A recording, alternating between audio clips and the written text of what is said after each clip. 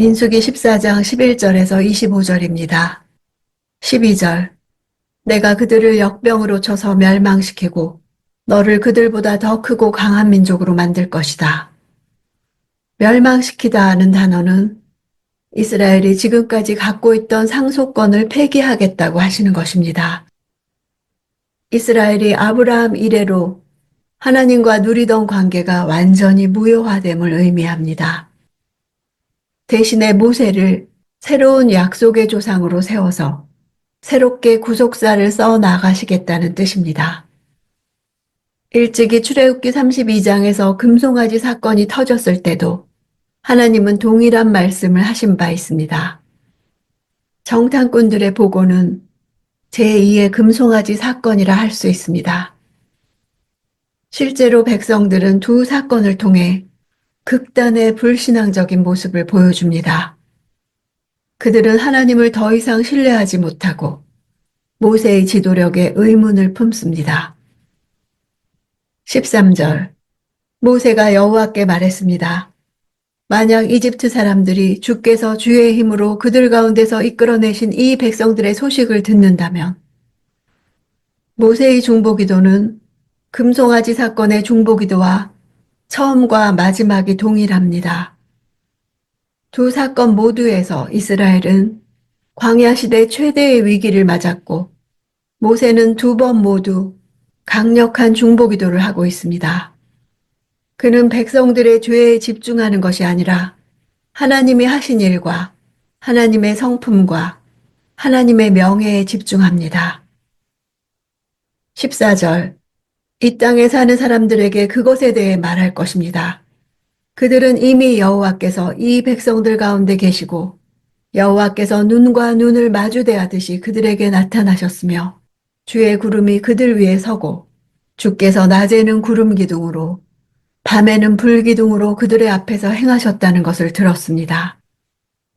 눈과 눈을 마주대한다는 표현은 얼굴과 얼굴을 마주한다는 표현보다 더 친근하고 밀접한 관계를 나타냅니다. 이스라엘과 하나님과의 관계가 얼마나 밀접하고 사랑 넘치는 관계였는가를 회상하는 표현입니다. 또한 하나님께서 이스라엘 백성과 맺기를 원하시는 관계가 어떤 관계인가를 나타내고 있습니다. 16절. 여호와가 이 백성을 그분이 맹세한 땅으로 들여보낼 수 없어서 그들을 광야에서 죽여버렸다 라고 말입니다. 맹세란 히브리어는 쏴바입니다. 7이란 숫자도 쏴바입니다. 이는 맹세가 완전한 숫자 7과 같이 맹세를 했을 때는 반드시 지켜야만 함을 의미합니다. 맹세는 어떤 약속된 행위를 충실히 수행하겠다는 것입니다. 히브리적인 의미에서 맹세는 스스로를 약속에 묶는 행위라고 할 수 있습니다. 즉 하나님께서 맹세하셨다는 것은 하나님께서 스스로를 자신의 약속에 묶으신 것이 됩니다. 모세의 기도의 관점은 정확히 하나님께 고정되어 있었습니다. 그 맹세를 하나님께서 어길 때에는 하나님의 선하심과 인자하심이 이방인들에게 모독을 당할 것을 안타까워하는 심정으로 하나님께 간구하고 있습니다. 18절. 여호와는 노하기를 더디하시고 자비가 많으시고 죄와 허물을 용서하는 분이시다. 그러나 죄 있는 사람들은 결단코 그냥 용서하는 일이 없으시며 그 조상들의 죄로 인해 자식들에게 갚아 3, 4대까지 가게 하신다. 이것은 시내산 앞에서 금송아지 우상을 섬긴 사건 이후에 여호와께서 모세에게 하셨던 말씀입니다. 모세는 바로 그 하나님의 말씀에 근거하여 간구하고 있습니다. 출애굽기 때의 중보기도와 비교해 볼 때 같은 내용의 기도를 드리면서도 이번에는 하나님의 공의적인 성격을 더 부각시키고 있습니다. 결국 민수기에서는 하나님의 공의가 은혜보다 더 크게 작용을 한 결과를 낳았습니다. 21절. 그러나 내가 살아있는 한, 그리고 여호와의 영광이 온 땅을 가득 채우고 있는 한, 내가 살아있는 한이라는 표현은 전형적인 맹세를 나타내는 관용적 어구입니다.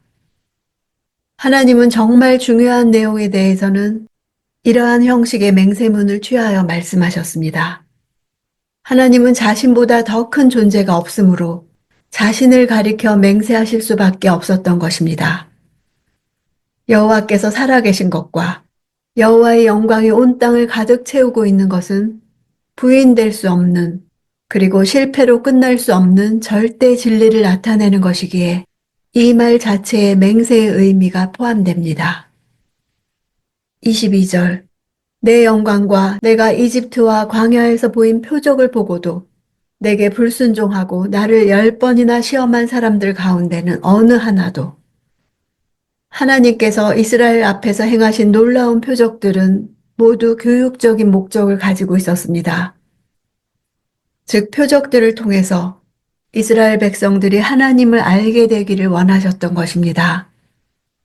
중요한 것은 표적이 아니라 그 표적을 행하시는 전능하신 하나님을 더 깊이 아는 것이었습니다. 10은 완전수를 나타냅니다. 이스라엘의 반역이 극에 달했다는 사실을 알 수 있습니다. 또한 랍비들은 실제로 원망과 반역을 저지른 사례 10번을 찾아냈습니다. 하나님을 시험하는 것은 하나님의 하나님 되심을 의심하여 드러내어 판정하려는 시도입니다. 24절.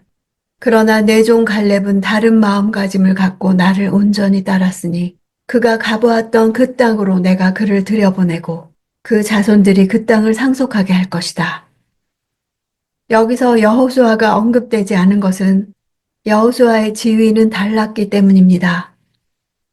즉, 여호수아는 단지 에브라임 지파의 우두머리에 머무는 것이 아니라 가나안 땅에 들어갈 때 모세의 후계자로서 이스라엘 백성을 이끄는 총지도자 입장에 있었기 때문입니다. 반면 갈렙은 일반 백성과 구별될 만한 것이 없었으며 단지 유다 지파의 우두머리였습니다. 자신과 함께 가나안을 탐지했던 다른 10명의 정탐꾼들과 마찬가지로 평범했던 갈렙이 이스라엘 전체를 대적하여 홀로 하나님의 편에 섰던 것입니다. 다른 마음가짐에서 마음은 루아흐입니다. 온전히는 가득 차라는 뜻입니다. 갈렙의 영은 하나님의 영으로 가득 채워져 있었습니다. 성령의 인도하심에 순종한 것입니다. 그래서 갈렙은 온전하게 하나님을 따를 수 있었습니다. 반면 다른 10명의 정탐꾼들과 그들의 말을 좇은 백성은 갈렙과 달리 하나님의 영을 따르지 않았습니다. 그들은 불신과 의심의 영을 따랐습니다. 실제로 갈렙은 가나안 땅의 정복 과정에서 하나님의 이 약속을 상기하고 헤브론을 점령하여 기업으로 삼고 그 자손들에게 물려주었습니다. 25절. 아말렉 사람들과 가나안 사람들이 그 골짜기에 살고 있으니 너희는 내일 돌이켜서 홍해 길로 해서 광야로 들어가도록 하여라. 이스라엘 백성들이 현재 주둔하고 있는 광야는 바란 광야이고 하나님 말씀대로 그들이 돌이켜 가야 할 광야는 정확하게는 신의 광야입니다. 안타깝게도 이스라엘은 힘들고도 험난한 광야를 지나 바로 약속의 땅 가나안을 눈앞에 두고도 그 땅을 주시겠다는 하나님의 약속에 대한 불신으로 다시금 광야로 돌아가야만 했습니다.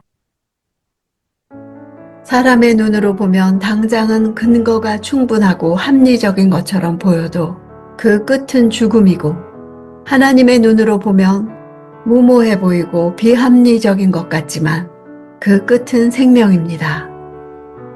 보이는 세계에 매여 있는 우리의 시선이 보이지 않는 세계인 하늘과 하나님께 고정되어 있을 때 비로소 우리는 하나님이 주시는 것을 받을 수 있습니다. 보이지 않는 세계를 바라본다는 것은 결국 믿음입니다.